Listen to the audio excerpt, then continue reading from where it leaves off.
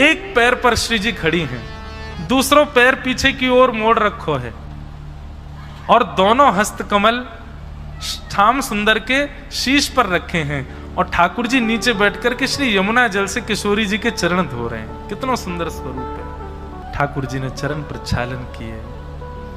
नंद सुत मन मोदकारी विरह सागर तरन, धन धन राधिका के चरण। दास परमानंद छिन छिन, श्याम जिनकी शरण, धन धन राधिका के चरण। ऐसे श्री किशोरी जी के चरणार बिंदों को ठाकुर जी अपने हाथों से प्रक्षालन कर रहे हैं, और बीच बीच में सखियों से छुपा लेते हैं। चरणों में ऐसे खो गए महाराज कि धोते धोते धोते इतना समय निकल गो। ललता विशाखा बोली, हम बे अब ऐसा कर दियो कि हमारी श्री जी के चरण पूरे मज जाए हैं, छोड़ मत दियो। अरे देखना रो कितने कोमल चरण हैं।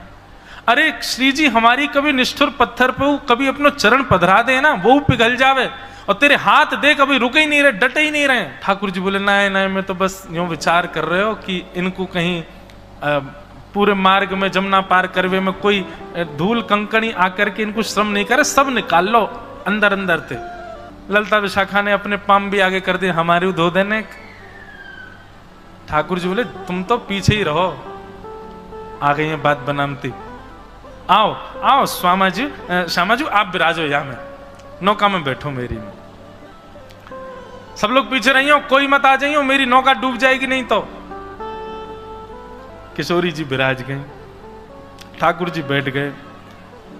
अब किशोरी जी कहाँ है? ठाकुर जी की तरफ कमर करके बैठी हैं, मतलब नौका के दो छोड़ हूं मैं, एक छोड़ में तो चलावे वालों बैठे और एक छोड़ में यात्री बैठे।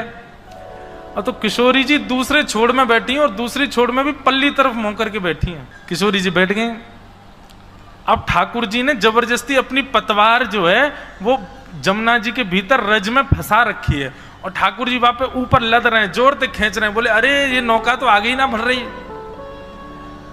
ललता विशाखा आदि सब भारतीय बोली, अब बैठ गई हैं, श्यामा जू ले जा पल्ली पार।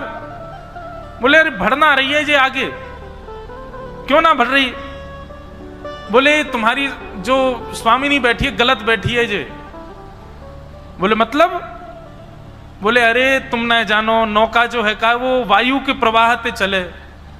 अब पल्ली तरफ मेरी नौका को मुख रहेगा, वो चलेगी, वही तरफ तुम्हारी स्वामिनी जो श्वास ले रही है, तो वायु टकरा जाएगी, नौका कैसे बढ़ेगी आगे? इनते कहो मेरी तरफ मुंह करके बैठे।